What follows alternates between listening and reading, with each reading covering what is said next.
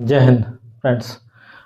आज हम लोग अध्ययन करेंगे भारत में यूरोपीय कंपनियों के आगमन के पार्ट नंबर 2 में। इसके पहले पार्ट में हमने आपको बताया था कि किस प्रकार यूरोप के कुछ देश भारत में या ईस्ट के साथ व्यापार करने की एक प्रतिस्पर्धा में लग चुके थे। उसी प्रतिस्पर्धा को देखते हुए भारत में सबसे पहले पुर्तगाली, उसके बाद डचों की कंपनी, उसके बाद डेनिश, अंग्रेजी और फ्रांसीसी आदि कंपनियां भारत में व्यापार करने के लिए आई हुई थी। इसी क्रम में आज हम लोग ये देखेंगे कि किस प्रकार ब्रिटिश ईस्ट इंडिया कंपनी, वह कंपनी जिसने भारत में लगभग 200 वर्षों तक शासन किया, वो किस प्रकार की कंपनी थी और उसने ईस्ट के साथ व्यापार करने के लिए कौन कौन सी पॉलिसी अपनाई और वो कौन कौन से ब्रिटिश नागरिक थे जो भारत में व्यापार करने के उद्देश्य से आए और बाद में धीरे धीरे यह एक क्रम एक साम्राज्यवादी और उपनिवेशिक देश में बदल गया। इसी क्रम में हम ये भी जानेंगे कि आखिर ब्रिटिश ईस्ट इंडिया कंपनी जो एक निजी कंपनी थी, उसने एक इतना बड़ा साम्राज्य आखिर किस बेस पर तैयार कर लिया, अगर तैयार किया तो उसके पीछे कौन कौन सी पॉलिसी थी और ब्रिटिश ईस्ट इंडिया कंपनी किस प्रकार इंग्लैंड के द्वारा नियंत्रित की जाती थी और उस पर ब्रिटेन की सरकार का क्या नियंत्रण होता था। इस क्रम में आप जानने से पहले ये समझिएगा कि आज हम लोग पढ़ रहे हैं किसको, तो हम लोग पढ़ रहे हैं ब्रिटिश ईस्ट इंडिया कंपनी को। British east India company, British का मतलब है अंग्रेज और ईस्ट का मतलब है पूर्व। क्योंकि भारत यहाँ है और इंग्लैंड यहाँ है, तो इसलिए ब्रिटिश ने अर्थात अंग्रेजों ने ईस्ट के साथ पूर्व के साथ व्यापार करने के लिए एक कंपनी का निर्माण किया जिसका नाम दिया ब्रिटिश ईस्ट इंडिया कंपनी। अब जो ब्रिटिश ईस्ट इंडिया कंपनी थी, आखिर वो क्या थी? जब यूरोप में पुर्तगाल, डच आदि व्यापार कर रहे थे तो उस व्यापार से यूरोप में उन देशों को अधिक लाभ हो रहा था। जब ये लाभ हो रहा था तो इस चीज की लहर पूरे यूरोप में फैल रही थी कि अगर इतना लाभ है तो हम भी व्यापार क्यों ना करें। तब इंग्लैंड के कुछ उद्योगपति अथवा पूंजीपति वर्ग था जिसका नाम था मर्चेंट क्यूरियस। मर्चेंट क्यूरियस नामक एक संगठन ने ईस्ट इंडिया कंपनी की स्थापना की थी और ईस्ट इंडिया कंपनी विशुद्ध रूप से एक प्राइवेट कंपनी थी, एक निजी कंपनी थी, जिस पर अधिकार उन लोगों का था जिन लोगों ने उसमें अपना इन्वेस्ट किया था कि हम लोग इतना इतना पैसा दे देते हैं और एक कंपनी बना लेते हैं जिससे हम ईस्ट की ओर ट्रेड करेंगे। यही थी ब्रिटिश ईस्ट इंडिया कंपनी। अब क्या था कि ब्रिटिश ईस्ट इंडिया कंपनी में कई लोगों का पैसा लगा हुआ था। जब पैसा लगा हुआ था तो उस कंपनी का नियंत्रण किसके हाथ में हो, इस बात का प्रश्न प्राय उठता आ रहा था। जब ब्रिटिश ईस्ट इंडिया कंपनी बढ़ रही थी तो उसमें बहुत अधिक लोगों के अपने लाभांश लगे हुए थे, सबने अपना पैसा दे रखा था। तो क्या होता था कि जब ब्रिटिश ईस्ट इंडिया कंपनी किसी गवर्नर या गवर्नर जनरल की नियुक्ति करती थी तो उसने वहां पर एक सीओडी नाम अर्थात कोर्ट ऑफ डायरेक्टर बना लिया। कोर्ट ऑफ डायरेक्टर क्या होता था? कोर्ट ऑफ डायरेक्टर 24 लोगों का एक संगठन होता था। उस संगठन के द्वारा ही ब्रिटिश ईस्ट इंडिया कंपनी की वो सारी पॉलिसियां तय की जाती थी जिस पर ईस्ट इंडिया कंपनी कार्य करती थी। अब ये समझ लीजिए कि ब्रिटिश ईस्ट इंडिया कंपनी को बनाने वाले बहुत अधिक लोग हैं। मान लीजिए उसमें उसको बनाने वाले 1000 लोग हैं। अब जब 1000 लोग हैं तो 1000 लोग क्या करते थे, सभी लोग मिलकर वोटिंग करते थे और वोटिंग करने के बाद 24 लोगों को चुना जाता था और वो 24 लोग ही कोर्ट ऑफ डायरेक्टर कहलाते थे और वही कोर्ट ऑफ डायरेक्टर ये तय करते थे कि ब्रिटिश ईस्ट इंडिया कंपनी किस प्रकार का व्यापार करेगी, उसका कितना परसेंट लाभांश किस व्यक्ति को दिया जाता है। जब ये कंपनी का निर्माण हो रहा था उस समय तत्कालीन ब्रिटेन का जो शासक था या सम्राट था, उस सम्राट ने भी परमिशन दे दी। उसने प्रारंभ में 15 वर्ष के लिए परमिशन दी कि आप जाइए और ईस्ट के साथ व्यापार करिए और मैं इंग्लैंड की किसी दूसरी ऐसी व्यापारिक कंपनी को ये परमिशन नहीं दूंगा कि आप ईस्ट के साथ व्यापार करिए। इसलिए पूरब की ओर व्यापार करने वाली एकमात्र कंपनी ही थी ब्रिटिश ईस्ट इंडिया कंपनी। इस क्रम में हम लोग ब्रिटिश ईस्ट इंडिया कंपनी के वो सारे डायमेंशन बताएंगे आपको, जिससे आप ब्रिटिश ईस्ट इंडिया कंपनी को समझ पाए। तो सबसे पहले आप देखेंगे कि ब्रिटिश ईस्ट इंडिया कंपनी का जो निर्माण है वो कब किया गया। तो इसका निर्माण है वो किया गया 1599 ईस्वी में। 1599 ईस्वी में किसने किया? तो कुछ निजी उद्योगपति ने, जिनका नाम था मर्चेंट क्यूरियस नाम का एक व्यापारिक संगठन है। उस व्यापारिक संगठन ने ईस्ट की ओर व्यापार करने के लिए एक कंपनी का निर्माण कर लिया है, जिसका नाम दिया गया है ईस्ट इंडिया कंपनी। अब ईस्ट इंडिया कंपनी का जब निर्माण हो रहा है तो आप ये देखिए कि प्रारंभ में जो ब्रिटेन का सम्राट है उसके द्वारा ऐसा परमिशन किया गया कि आप जाइए और 15 वर्ष तक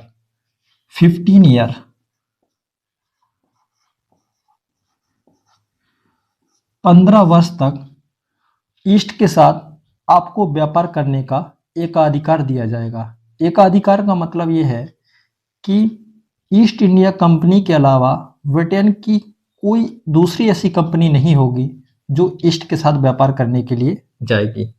इसलिए मर्चेंट क्यूरियस नाम का जो संगठन है वो बहुत अधिक प्रसन्न है कि मुझे ही एकमात्र व्यापार करने का अधिकार है, तो मुझे अधिक से अधिक लाभ होगा।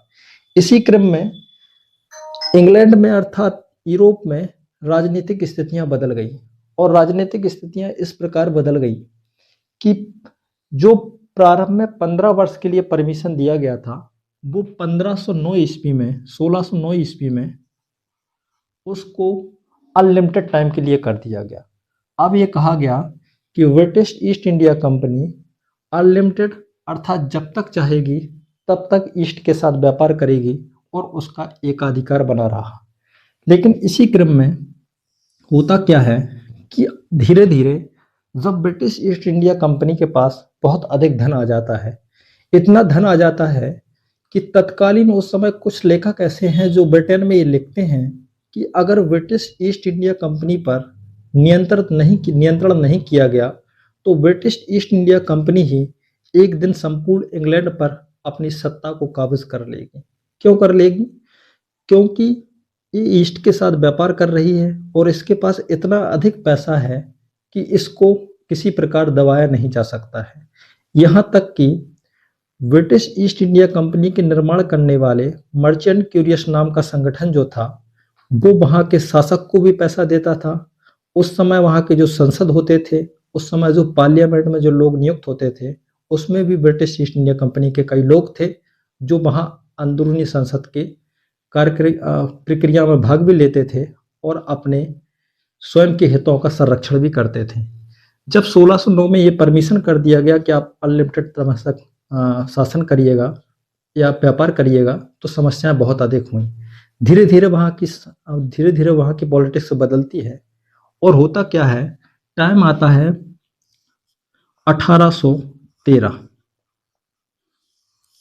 1609 से लेकर 1813 आ गया, लगभग 200 वर्ष का समय हो गया। उन 200 वर्षों तक ईस्ट इंडिया कंपनी एकमात्र ऐसी कंपनी थी जो ईस्ट के साथ व्यापार कर रही थी। तब 1813 ईस्वी में ब्रिटिश ईस्ट इंडिया कंपनी का एकाधिकार समाप्त कर दिया गया। एकाधिकार समाप्त कर दिया गया।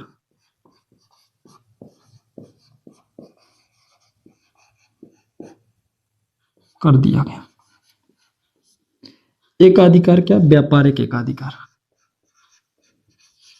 व्यापार। अब आप समझिए, जो ईस्ट इंडिया कंपनी अभी तक ईस्ट की ओर एकमात्र कंपनी थी कि ईस्ट इंडिया कंपनी ही ईस्ट का व्यापार करेगी, अब ये जो कंट्रोल था, ये नियंत्रण था, अब ये ब्रिटेन के द्वारा समाप्त कर दिया गया था। अब ब्रिटेन की कई ऐसी कंपनियां थीं जो ईस्ट के साथ व्यापार करने लगी थी, लेकिन यहाँ पर एक रिस्ट्रिक्शन लगाई गई, एक कंट्रोल लगाया गया कि जो ब्रिटिश ईस्ट इंडिया कंपनी होगी वो अभी भी ईस्ट के साथ उसका चाय और चीन पर एकाधिकार रहेगा, एकाधिकार रहेगा। अर्थात अभी भी ईस्ट इंडिया कंपनी जो होगी वो चाय अर्थात चाय का अगर व्यापार करेगा तो ब्रिटिश ईस्ट इंडिया कंपनी करेगी। ईस्ट इंडिया कंपनी के अलावा इंग्लैंड या यूरोप की जो भी कंपनियां आएंगी वो चाय और चीन को छोड़कर कुछ भी व्यापार करेंगी, लेकिन इस पर अभी भी व्यापारिक अधिकार किसका रहेगा? तो व्यापारिक अधिकार रहेगा ब्रिटिश ईस्ट इंडिया कंपनी का। लेकिन धीरे धीरे पॉलिटिक्स फिर परिवर्तित होती रही और ब्रिटेन की जो संसद थी उस पर बहुत अधिक जोर डालते रहे लोग कि ऐसा क्यों है कि ईस्ट इंडिया कंपनी का ही व्यापारिक एक अधिकार है चाय पर। फिर पॉलिटिक्स बदली और टाइम आ गया था 1833, 1833 ईस्वी। 1833 ईस्वी में ये व्यापारिक अधिकार पूर्ण रूपेण समाप्त कर दिया गया। अर्थात 1833 ईस्वी में ये पूर्णतः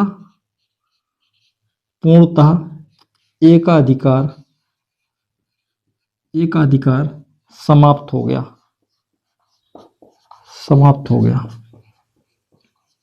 आप समझ पा रहे हैं कि ब्रिटिश ईस्ट इंडिया कंपनी जिसका निर्माण एकाधिकार व्यापार को लेकर किया गया था 1833 में आकर वो व्यापारिक एकाधिकार पूर्ण रूप से समाप्त हो गया। जब समाप्त हो गया तब भी British east India company Bharat में व्यापार भी करती रही और भारत का प्रशासनिक कार्य भी नियंत्रित कर पाई। तो आप समझ पा रहे हैं कि ब्रिटिश ईस्ट इंडिया कंपनी का जो स्ट्रक्चर है वो इस प्रकार का है। और ब्रिटिश ईस्ट इंडिया कंपनी को नियंत्रण कौन कर रहा है? तो एक नियंत्रण करने वाली 24 सदस्य की एक कोर्ट ऑफ डायरेक्टर नाम की संस्था है। और वो कोर्ट ऑफ डायरेक्टर नाम की संस्था क्या है कि जिन लोगों ने ब्रिटिश ईस्ट इंडिया कंपनी में अपना इन्वेस्ट किया था उन लोगों के द्वारा चुने हुए 24 लोग जो ब्रिटिश ईस्ट इंडिया कंपनी को नियंत्रित कर रहे हैं। तो इस प्रकार का ढांचा ब्रिटिश ईस्ट इंडिया कंपनी का है। तो आप ब्रिटिश ईस्ट इंडिया कंपनी के बारे में समझ गए हैं। अब ब्रिटिश ईस्ट इंडिया कंपनी का ये स्ट्रक्चर समझने के बाद अब आपको मैं फिर बैकग्राउंड में ले सकता हूं और आपको पहुंचाता हूं 1609 ईस्वी में। 1609 ईस्वी में आप देखिएगा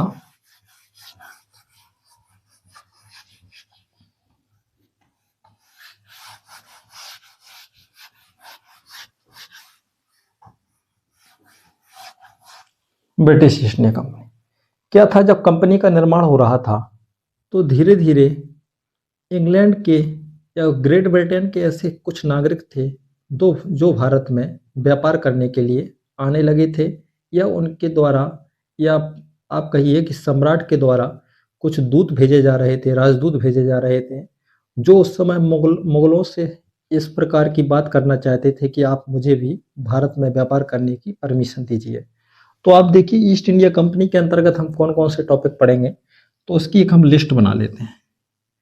उस लिस्ट में हम ये देखेंगे कि ईस्ट इंडिया कंपनी का जो ढांचा है वो हम समझ चुके हैं। तो इसमें हम देखेंगे प्रमुख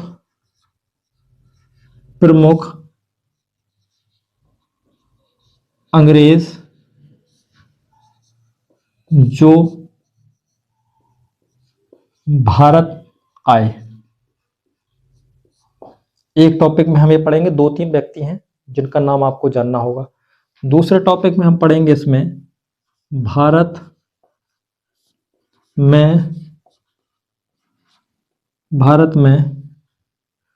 ब्रिटिश ईस्ट इंडिया कंपनी के प्रमुख व्यापारिक केंद्र कि भारत में ईस्ट इंडिया कंपनी के प्रमुख व्यापारिक केंद्र किन किन स्थानों पे थे। तो इस टॉपिक में हम डिस्कशन कर लेंगे। उसके बाद हम देखेंगे भारत में British east India east India company के गवर्नर एवं गवर्नर जनरल कि कौन कौन से गवर्नर थे कि जो भारत में आए और उनकी कौन कौन सी ऐसी नीतियां थीं जिन नीतियों की बदौलत उनने भारत में एक विशाल साम्राज्य स्थापित कर लिया। एक इतना बड़ा साम्राज्य जो गुलामी की दास्तान के साथ भारत का शुरू हुआ था। उसके बाद इसी टॉपिक में हम पढ़ेंगे एक टॉपिक जो बहुत महत्वपूर्ण है, जिसके द्वारा आप ये समझ पाएंगे कि जब भारत में ईस्ट इंडिया कंपनी के लोग आए तब उस समय भारत, उत्तर भारत की जो राजनीति थी, उस राजनीति में मुगल सत्ता केंद्र में थी। किस प्रकार ब्रिटिश ईस्ट इंडिया कंपनी और मुगलों के मध्य संबंध हुए, उन संबंधों में किस प्रकार की व्यापारिक संबंध रहे और किस प्रकार के राजनीतिक संबंध रहे। तो हमारा एक टॉपिक होगा, उस टॉपिक में होगा कि ब्रिटिश ईस्ट इंडिया कंपनी और मुगलों के मध्य संबंध।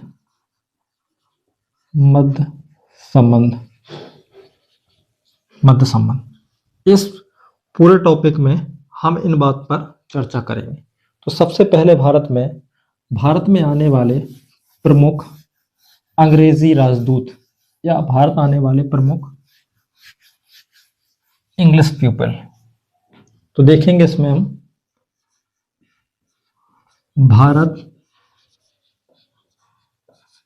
आने वाले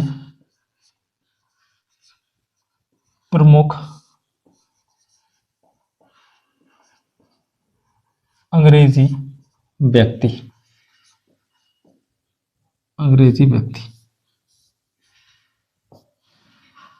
ये समझिएगा कि भारत में अंग्रेजी व्यक्ति का मतलब है कि वहाँ का जो सम्राट है, उस सम्राट ने भारत में कुछ लोगों को भेजा जो क्रम बाई क्रम आएंगे और उनसे ये कहा कि आप भारत जाइए और भारत के किसी शहर में, उस शहर में जो खासकर समुद्र का किनारा भी रखता हो और व्यापार के लिए हमारे अनुकूल हो, आप मुगलों से परमिशन करा लीजिए जिससे हम भारत में व्यापार कर पाए।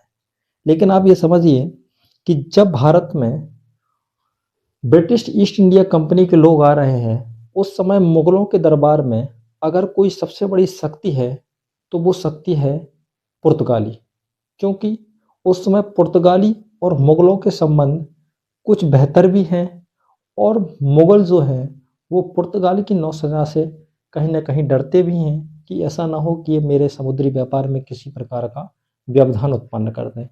इस प्रकार भारत पे आने वाले कुछ अंग्रेजी व्यक्तियों का नाम आपको याद रखना है। तो उसमें आप कुछ नाम में अगर ध्यान रखना चाहते हैं तो आप उसमें captain Hawkins, sir Thomas Roe, दो व्यक्तियों का नाम याद रखिएगा। सबसे पहला आप रखिएगा captain Hawkins. Captain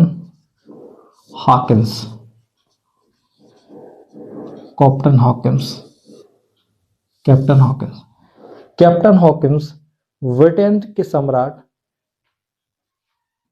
James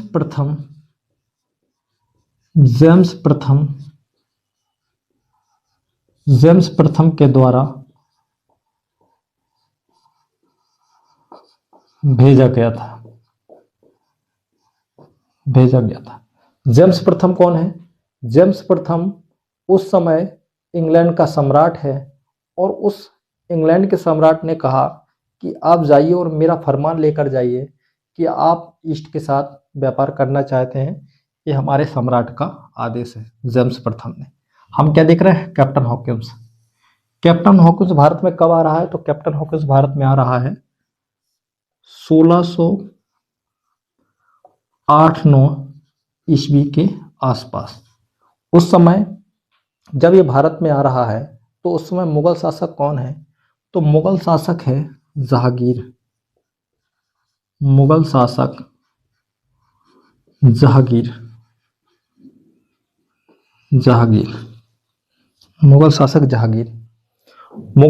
Jahangir है और जहांगीर के दरबार में कैप्टन हॉकिंस प्रस्तुत हुआ। कैप्टन हॉकिंस ने कहा कि आप मुझे सूरत में व्यापार करने की अनुमति प्रदान कर दीजिए। लेकिन मुगल शासक जहांगीर ने मना कर दिया कि हम आपको सूरत में व्यापार करने की अनुमति नहीं देंगे। ऐसा क्यों किया गया? क्योंकि उस समय जो पुर्तगाली शासक हैं या पुर्तगाली जो गवर्नर हैं, उनका मुगल साम्राज्य में या मुगल दरबार में एक बड़ा जलवा हुआ करता था। जलवा इतना हुआ करता था कि यहाँ तक जो कैप्टन हॉकिंस वहाँ पहुंचा था तो कई दिनों तक मुगल शासक से लोगों ने मिलने ही नहीं दिया। इस प्रकार जहांगीर ने कैप्टन हॉकिंस को मना कर दिया। लेकिन कैप्टन हॉकिंस को जहांगीर ने कुछ उपहार दिए, जिसमें उसने 400 का मनसब प्रदान किया। 400 का मनसब प्रदान किया। मनसब क्या होता है? मुगल शासक अकबर ने एक व्यवस्था लागू की थी जिसका नाम था मनसबदारी व्यवस्था, और उस मनसबदारी के अंतर्गत जिस व्यक्ति को मनसब प्रदान किया जाता था उसको कहा जाता था मनसबदार।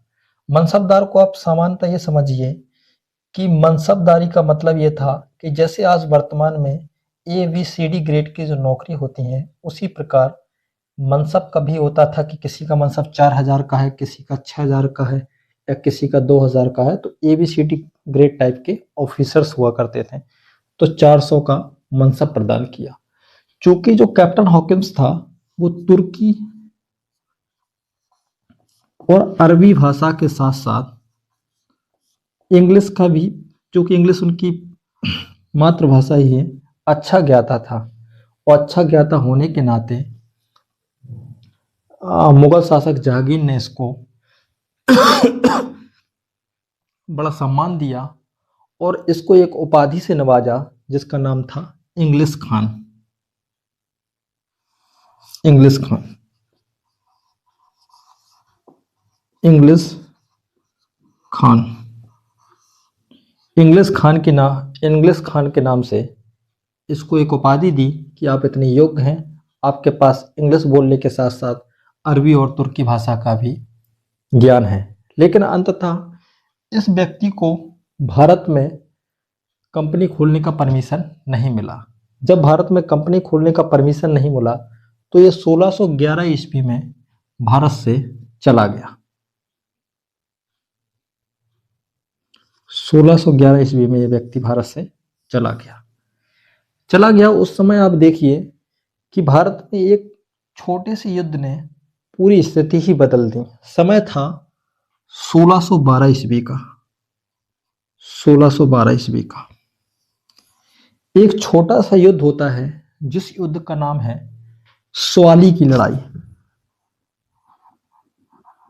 स्वाली की लड़ाई। इस घटना ने मुगलों और अंग्रेजों के मध्य एक अच्छे संबंध स्थापित करा दिए, और जहां अंग्रेजों की जो उसके मन में एक ये शंका बनी हुई थी कि अंग्रेज सरकार कहीं ना कहीं पुर्तगालियों से कमजोर हो गई। लेकिन स्वाली की लड़ाई में अंग्रेजों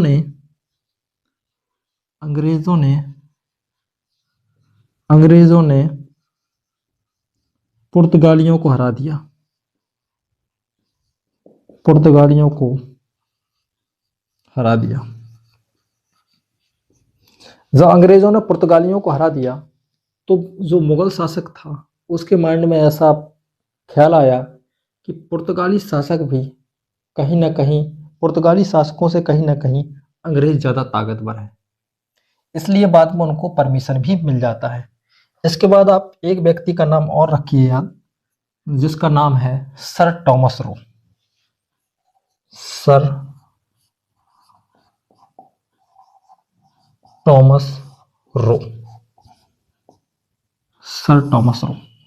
सर टॉमस रो भारत में 1615-16 ईस्वी में भारत आया। ये भी ब्रिटेन के शासक के द्वारा भेजा गया, और ब्रिटेन के शासक के द्वारा ये कहा गया कि आप जाइए और भारत में सूरत में फैक्ट्री खोलने का अनुमति लीजिए। लेकिन सर टॉमस रो ने योग्यता का प्रदर्शन करते हुए क्या किया कि उस समय मुगल शासक जो जहांगीर था, मुगल शासक जहांगीर की पत्नी हुआ करती थी मुमताज, सॉरी नूरजहां। तो नूरजहां का जो जुनता था उसमें कई लोग थे। नूरजहां का उस समय जलवा हुआ करता था। उसने नूरजहां को कई उपहार दिए जो विश्व कीमती या देश कीमती हुआ करते थे। जब विश्व कीमती उपहार दिए तो सर टॉमस रो को नूरजहां के द्वारा ये परमिशन दे दिया गया कि आप जाइए और सूरत में अपनी फैक्ट्री को स्थापित कर लीजिए, क्योंकि आदेश जब नूरजहां का था तो उसको जहांगीर ने मान लिया और इस प्रकार जाकर सूरत में अंग्रेजों ने अपनी फैक्ट्री को स्थापित किया था। अब आगे आप देखेंगे सर टॉमस रो के बाद अब आपको इस क्रम में किसी को नहीं पढ़ना है, क्योंकि कई दूसरे भी अंग्रेज हैं, लेकिन खासकर जो मोस्ट इंपोर्टेंट होते हैं वो कैप्टन हॉकिंस और सर टॉमस रो होते हैं। उसके बाद आगे हमारा जो दूसरा टॉपिक है वो है अंग्रेज के प्रमुख व्यापारिक केंद्र।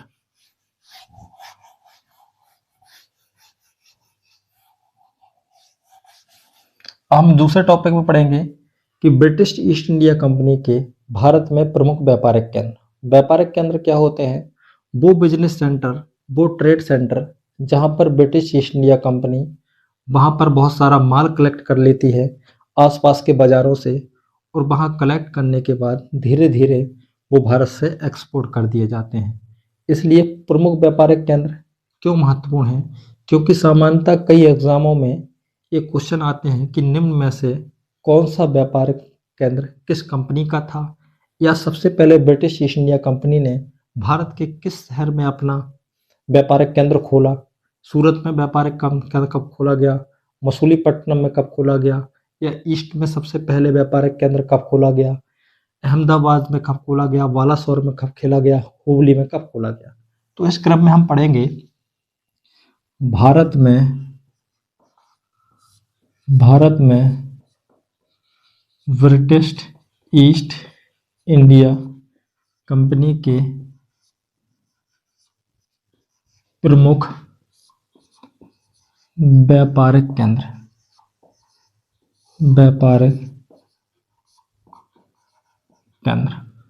ये क्या है? तो व्यापारिक केंद्र आप समझ ही गए हैं। तो आप भारत में मैप के थ्रू देखिए,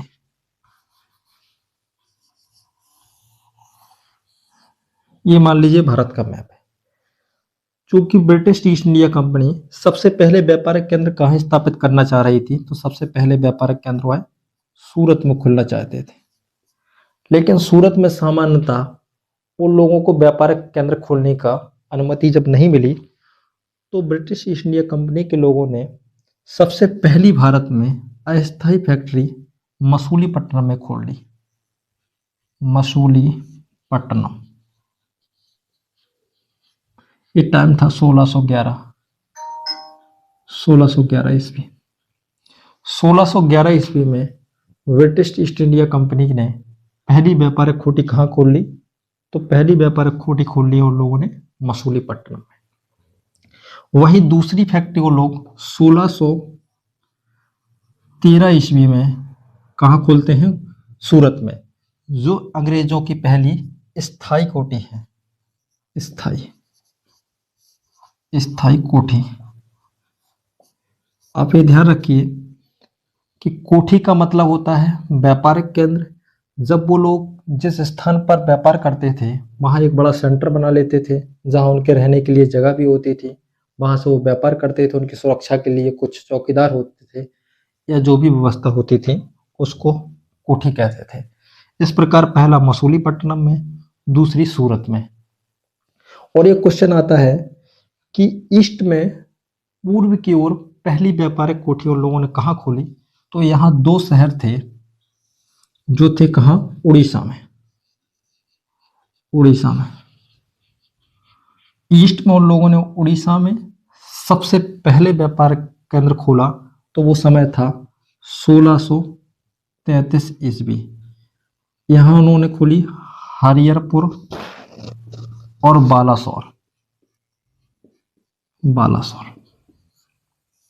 हरिहर और बालासोर में वो लोगों ने 1633 ईस्वी में अपनी व्यापारिक कंपनी खोल ली। भाई मछलीपट्टनम के बाद मद्रास। मद्रास यह एक बहुत महत्वपूर्ण जगह है। क्यों महत्वपूर्ण जगह है? क्योंकि मद्रास ट्रेड का वो सेंटर होता था जिसमें बाद में फ्रेंच की कंपनी और ब्रिटिश ईस्ट इंडिया कंपनी के मध्य बहुत ज़्यादा डिस्प्यूट हुए, क्योंकि यहाँ मद्रास और दूसरा पांडुचेरी का जो क्षेत्र रहेगा, उस पांडुचेरी के क्षेत्र में फ्रांसीसी कंपनी और मद्रास के क्षेत्र में ब्रिटिश ईस्ट इंडिया कंपनी दोनों सक्रिय रहेंगे। मद्रास दक्षिण भारत में ईस्ट इंडिया कंपनी का सबसे पावरफुल जगह रहेगी और वहीं पांडुचेरी आने वाले समय में फ्रेंचों की सबसे शक्तिशाली जगह रहेगी। इसलिए मद्रास जो है उस पर भी उन लोगों ने 1639 ईस्वी में 1639 ईस्वी में इन लोगों ने मद्रास में भी अपनी व्यापारिक कोठी स्थापित कर ली। इसके आगे ये लोग देखिएगा, ये मद्रास उन लोगों ने किसने खोली है? तो मद्रास जो उस समय हुआ करता था शेर खान लोधी, उससे उन लोगों ने मद्रास को छीन लिया।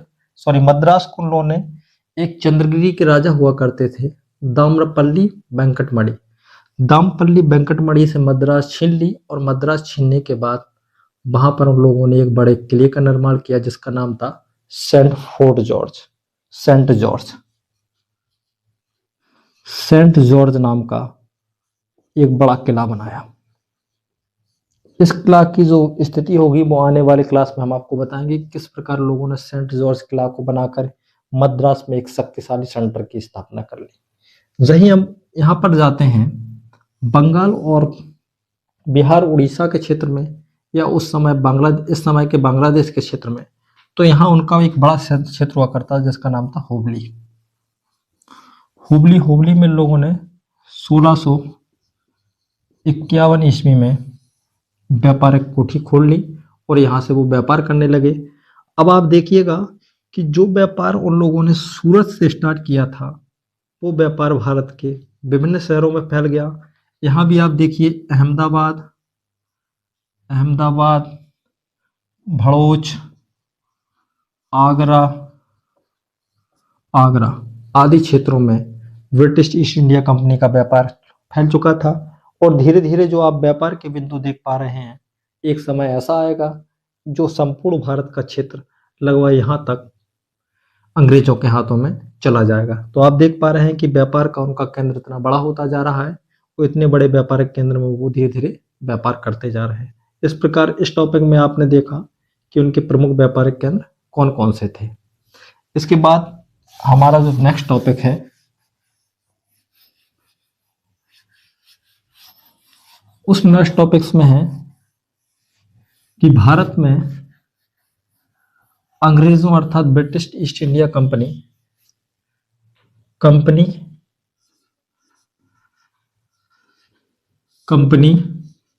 और मुगलों के मध्य संबंध,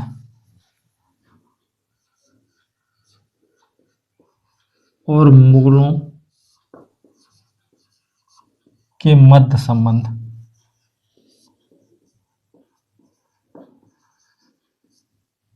अब ये महत्वपूर्ण क्यों है? क्योंकि जब British east India company Bharat में आ रही है और भारत में आने के बाद अगर भारत के जो शासक हैं वो मुगल शासक हैं तो मुगलों के साथ कैसे संबंध हो गए, इस टॉपिक में हम आपको ये बताएंगे।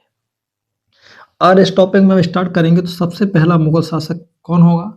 तो जो कि जहांगीर ही होगा, क्योंकि जहांगीर के शासनकाल में ही सबसे पहले अंग्रेज आए हैं। तो जहांगीर के शासनकाल को हम पढ़ चुके हैं, क्योंकि इसमें दो व्यक्ति आए हैं जिसमें कैप्टन हॉकिंस और सर टॉमस रो। इन दोनों के बारे में हम आपको जस्ट पहले 2 मिनट पहले बता चुके हैं। उसके बाद जहांगीर के बाद मुगलों का जो नेक्स्ट शासक हुआ उसका नाम था शाहजहां।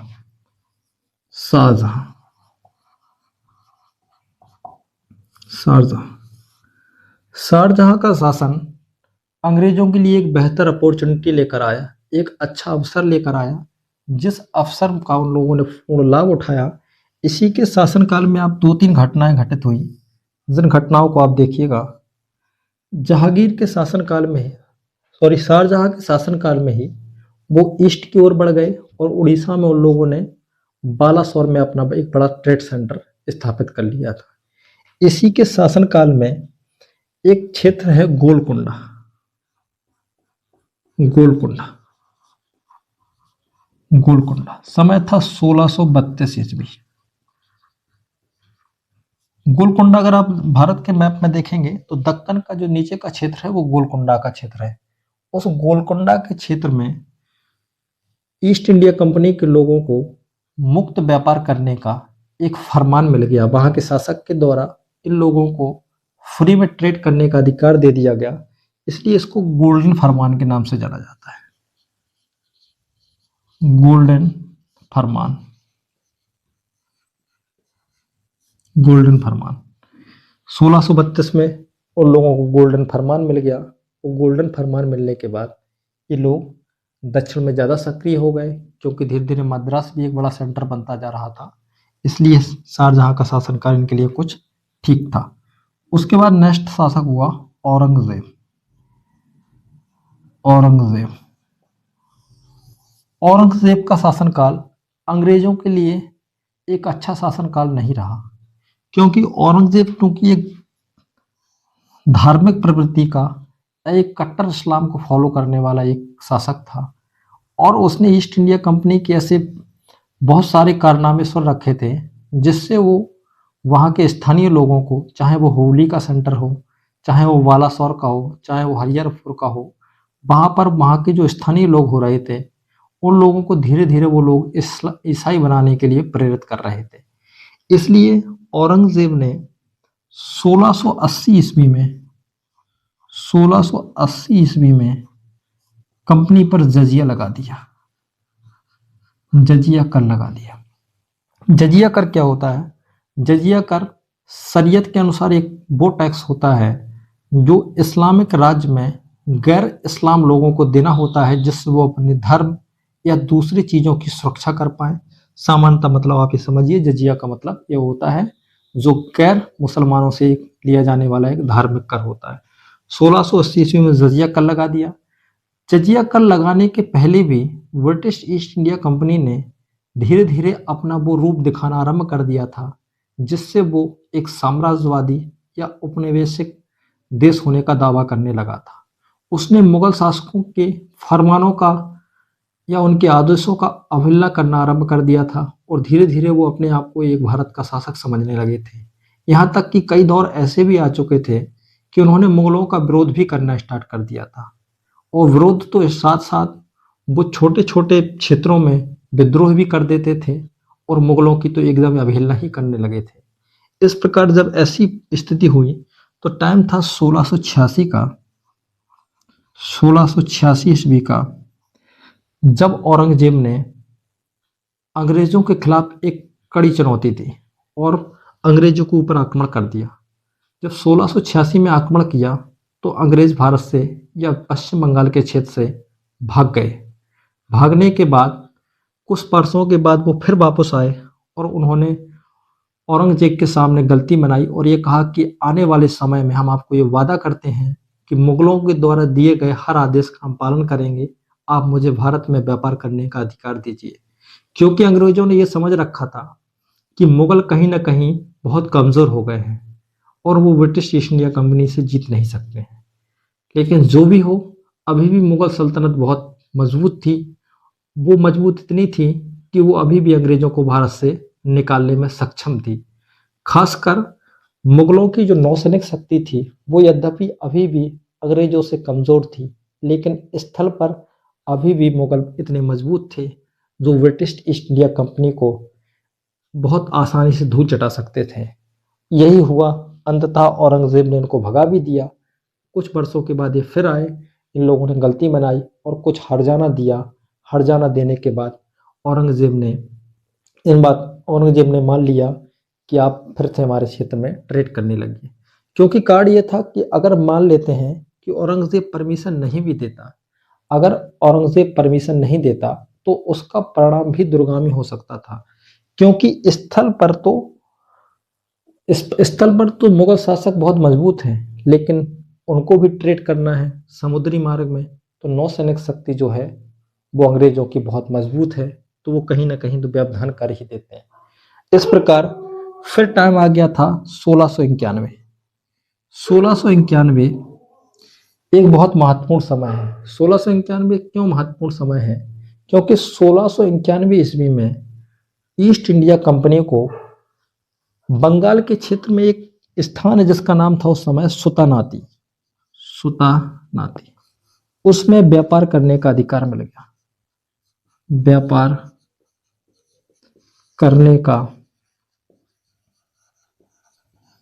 अधिकार मिल गया, अधिकार मिल गया। उसके कुछ वर्षों के बाद टाइम था 1698 ईस्वी।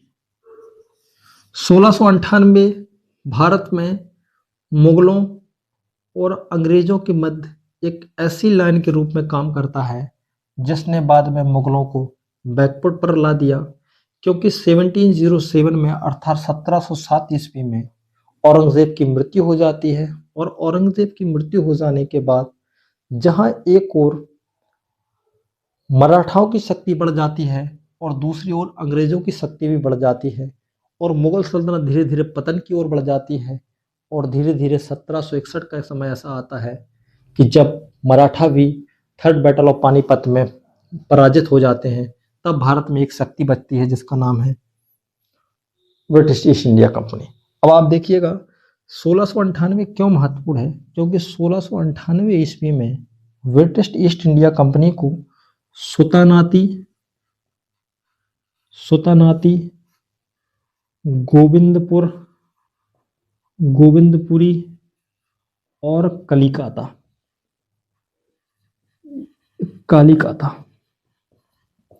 कलिकाता की जमींदारी मिल गई। कुछ पैसे दिए, उस पैसे के बदले में ब्रिटिश ईस्ट इंडिया कंपनी को सुतानाती, गोविंदपुरी और कलिकाता की जब जमींदारी हासिल हो गई, और जमींदारी का जो सामान्य सा जो आशय होता है, अर्थात उन लोगों को राजस्व वसूलने का अधिकार प्राप्त हो गया, और जब राजस्व वसूलने का अधिकार प्राप्त हो गया तो धीरे धीरे उन लोगों को निजामत के अधिकार भी मिलने लगे थे। यहीं पर सुतानाती, गोविंदपुरी और कलिकाता को मिलाकर एक अंग्रेज था जिसका नाम था जॉब चॉर्नोक। जॉब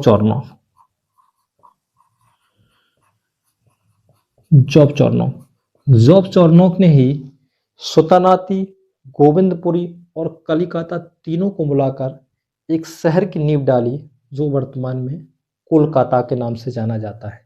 इसलिए एक क्वेश्चन आता है कि कोलकाता की स्थापना किसने की थी? तो उसकी स्थापना जॉब चॉर्नोक ने की थी। कोई ये नया शहर नहीं था, बल्कि गोविंदपुरी, सुतानाती और कलिकाता को मिलाकर एक नया शहर का गठन कर दिया गया था जो था कलिकाता।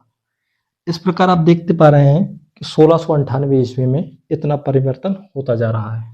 धीरे धीरे आप देखिए कि ब्रिटिश ईस्ट इंडिया कंपनी जो मुगलों के सामने अभी घुटने टेक रही थी, वो किस प्रकार अपना रूप बदल देती है। अब आप छोटा परिवर्तन देखिए कि 1698 ईस्वी तक इतना परिवर्तन हो चुका था कि सुतानाती, गोविंदपुरी और कलिकाता के उन लोगों को जमींदारी मिल गई थी। लेकिन यही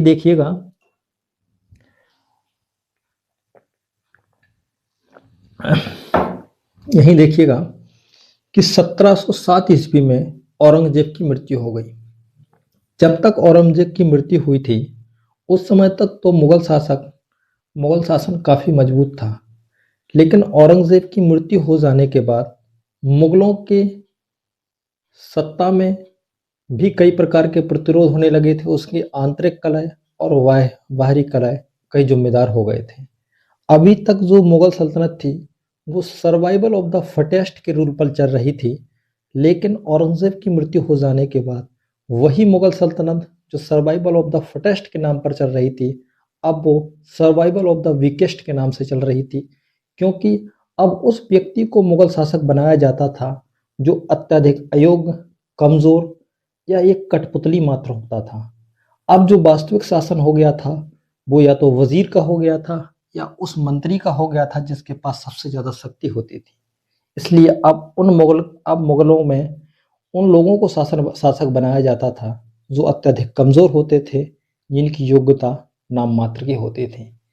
इसलिए कंपनी के चाल ढाल में भी अब परिवर्तन आएगा। जहां औरंगजेब का शासनकाल था, औरंगजेब के शासनकाल समाप्त होने के बाद एक व्यक्ति का नाम आता है जिसका नाम है फरुशियर। फरुशियर ये मुगल शासक था।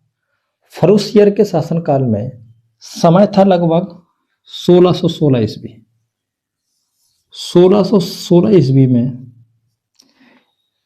जब फरुशियर बीमार पड़ा हुआ था और बीमार पड़ने के बाद लगभग इसकी मृत्यु होने ही वाली थी, तब अंग्रेज डॉक्टरों का एक समूह भारत आया जिसका नाम था John Surman mission.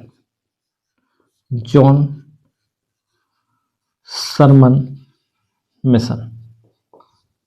John Surman mission क्या है कि इसमें बहुत सारे डॉक्टर हैं और उन डॉक्टरों ने फरुशियर को सही कर दिया। जब सही कर दिया तो फरुशियर ने ब्रिटिश ईस्ट इंडिया कंपनी को बंगाल, बिहार और उड़ीसा के क्षेत्र में टैक्स फ्री ट्रेड करने की अनुमति दे दी। एक फरमान दे दिया, एक दस्तक दे दिया, एक ऐसा दस्तक दे दिया जिसके जो परिणाम थे वो अत्यधिक दुर्गामी थे। और दुर्गामी क्या थे? वो मुगल सल्तनत की पतन और ईस्ट इंडिया कंपनी के उत्थान का एक केंद्र बिंदु था। इसके बाद ईस्ट इंडिया कंपनी का उत्कर्ष होना बहुत तेजी से स्टार्ट हो गया और मुगलों का पतन हो रहा है। कंडीशन ये हो गई थी कि फरुशियर के शासनकाल में जो जॉन सरमन मिशन भारत आया था उसका परिवर्तन धीरे धीरे देखने लायक है। आप समझिएगा कि जब ब्रिटिश ईस्ट इंडिया कंपनी ने 1757 ईस्वी में प्लासी के युद्ध में बंगाल के नवाब को हरा दिया और 1764 ईस्वी में बक्सर के युद्ध में, जिसमें मुगल शासक शाह आलम द्वितीय और अवध का नवाब शुजाउद्दौला और उस समय बंगाल का जो नवाब था मीर कासिम, तीनों का संगठन था। उन संगठन को भी जब अंग्रेजों ने हरा दिया, उसके बाद एक संधि बनाई गई थी जिसका नाम था इलाहाबाद की संधि। उस इलाहाबाद की संधि में क्या शर्तें थी वो हम आगे डिस्कशन करेंगे, लेकिन उस संधि के द्वारा मुगल शासक को एक कठपुतली के रूप में यूज किया, जिसने एक ऐसी दोहरी व्यवस्था लगाई जिसमें राजस्व वसूलने का अधिकार तो ब्रिटिश ईस्ट इंडिया कंपनी के पास रहा और निजामत का अधिकार उसने मुगल शासक को दे दिया। इसलिए आप देखिए कि British east India company Allahabad की संधि के बाद बंगाल, बिहार, उड़ीसा के क्षेत्र से जो राजस्व वसूल कर रही है, उस राजस्व की वसूली में एक हिस्सा वो मुगल शासक को दे देती है। उसमें से बचे हुए शेष धन को उसने लाभांश घोषित कर दिया था। वो लाभांश घोषित कर दिया था जिससे ये साबित होता है कि ब्रिटिश ईस्ट इंडिया कंपनी जो ये दावा करती थी कि मैं भारत के लोगों का कल्याण कर रही हूँ, एक उससे कहीं दूर का परिणाम था। इस प्रकार देखेंगे कि फरुशियर के शासनकाल में ये स्थिति हो गई। उसके बाद दूसरा शासनकाल में आप समझ लीजिए शाह आलम द्वितीय। शाह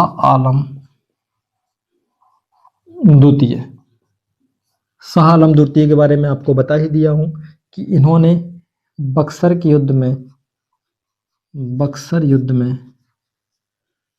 जो 1764 ईस्वी में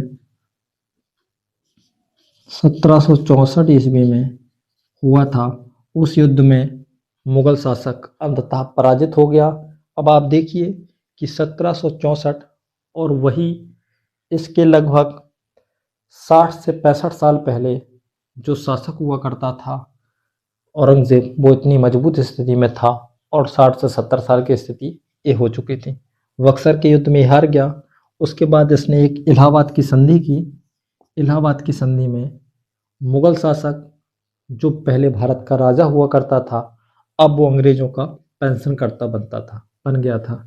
अभी भी अंग्रेजों ने बहुत सारी नीति अपनाई थी, जिसको हम आपको आगे पढ़ाएंगे। रिंग फेंस की नीति के अनुसार उसने किस प्रकार अवध को एक बफर स्टेट के रूप में यूज किया था। जब उसने शाह आलम द्वितीय को हरा दिया और बंगाल, बिहार और उड़ीसा की निजामत और राजस्व वसूल करने के अधिकार अपने हाथों में ले लिए, तब भी स्थितियां कुछ बदलती रहीं। उसके बाद शाह आलम द्वितीय के बाद मुगलों का लगभग पतन होता रहा। उसके बाद एक गवर्नर जनरल आया जिसका नाम था Lord Hasting. Lord Hasting Bharat में 1813 से लेकर 23 तक भारत में रहा, जो कभी मुगलों के पास नहीं गया। उसने किसी मुगल शासक के दर्शन नहीं किए न, और उसने ये भी कहा कि मैं किसी मुगल शासक को नहीं जानता हूँ, न मुगलों का अंग्रेजों का कोई संबंध है। अगर संबंध है भी तो मुगल शासक अंग्रेजों के अधीनस्थ हैं, न कि अंग्रेज मुगलों के अधीनस्थ हैं। उसके बाद लॉर्ड हेस्टिंग के बाद उसके कुछ सालों के बाद एक गवर्नर जनरल आया जिसका नाम था लॉर्ड डलहौजी। अंततः लॉर्ड डलहौजी ने भारत में मुगल सत्ता का लास्ट रूप से पतन कर दिया गया, और बाद में एक विद्रोह हुआ था 1757 का। उस 1757 ईस्वी के बाद बहादुर शाह जफर नाम का एक लास्ट मुगल शासक हुआ, जिसकी मृत्यु हो जाने के बाद मुगल सत्ता की अंत हो गया। इस प्रकार आप देख पा रहे हैं कि जो मुगल सत्ता अंग्रेजों के शासनकाल में स्टार्ट हुई थी, धीरे धीरे उसका अंत हो गया था और ब्रिटिश ईस्ट इंडिया कंपनी एक बड़े साम्राज्य के रूप की ओर धीरे धीरे बढ़ रही थी। यहाँ आप ये देखिएगा कि धीरे धीरे आपने ये पढ़ लिया कि किस प्रकार मुगलों का और कंपनी का संबंध है। इस प्रकार आप धीरे धीरे ये पढ़ेंगे कि ब्रिटिश ईस्ट इंडिया कंपनी ने जब प्लासी को जीत लिया, प्लासी के बाद बक्सर को जीत लिया, तो बंगाल और बिहार और उड़ीसा का क्षेत्र उनका आ चुका था। लेकिन दक्षिण भारत के क्षेत्र में अभी भी फ्रांसीसी कंपनी जो है वो अत्यधिक ताकतवर थी। जब अत्यधिक ताकतवर थी तो फ्रांसीसी कंपनियों का भी अंत करने के लिए अंग्रेजों ने बहुत सारी पॉलिसी अपनाई। उन पॉलिसी में 3 युद्ध हुए जिसका नाम है कर्नाटक के युद्ध के, वो हम आपको दक्षिण भारत में इतिहास में पढ़ाएंगे। धीरे धीरे अंग्रेजों ने या ब्रिटिश ईस्ट इंडिया कंपनी ने कर्नाटक के क्षेत्र को भी जीत लिया। उसके बाद मैसूर के क्षेत्र को, मैसूर के बाद मराठाओं का भी अंत कर दिया। मराठाओं के बाद जब वो उत्तर भारत में आप देखेंगे तो रणजीत सिंह की मृत्यु हो जाने के बाद अंततः पंजाब का क्षेत्र भी अंग्रेजों के हाथों में आ गया। उसके बाद सिंध का विलय भी कर लिया गया। अफगानिस्तान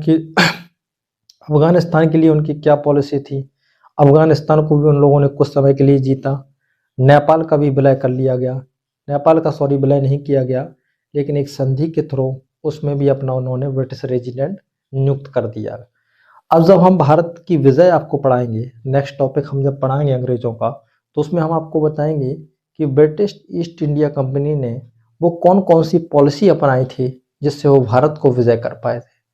जिसमें हम आपको बताएंगे कि वॉरेन हेस्टिंग्स ने किस प्रकार की रिंग फेंस की नीति अपनाई, किस प्रकार सहायक संधि की शर्तें लॉर्ड वेलेस्ली ने रखी, किस प्रकार लॉर्ड हेस्टिंग की अत्यधिक आक्रामक की नीति थी, किस प्रकार डलहौजी ने डॉक्ट्रिन ऑफ लैप्स लगा दिया, किस प्रकार वेंटिंग ने एक धर्मार्थ नीति अपनाकर भारत की एक और तो सामाजिक कल्याण किया, दूसरी ओर किस प्रकार की नीति अपनाई। इसके पहले कॉर्नवालिस ने क्या नीति अपनाई, किस प्रकार उन्होंने फ्रांस को और रूस को बैकवर्ड पर ला दिया, ये सब हम आगे टॉपिक में डिस्कशन करेंगे।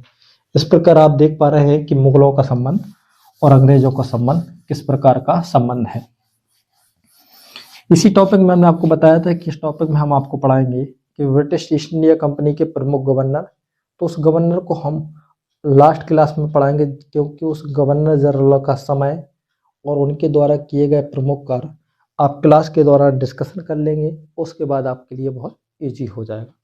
अब जो नेक्स्ट टॉपिक हमारा है वो है Danish company. Danish company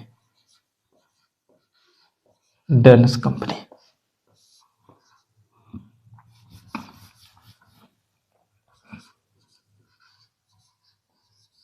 Danish company. Danish company,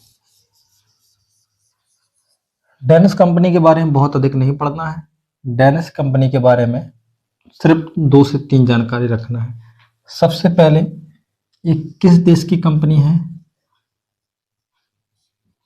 किस देश की कंपनी है? तो यह है डेनमार्क की। Denmark, Denmark. इस कंपनी की स्थापना कब हुई? स्थापना कब हुई? तो स्थापना हुई 1616 ईस्वी में। 1616 ईस्वी में डेनिश की या डेन ईस्ट इंडिया कंपनी की स्थापना की गई। और ये भारत कब आई? तो ये भारत आई 1620 ईस्वी में।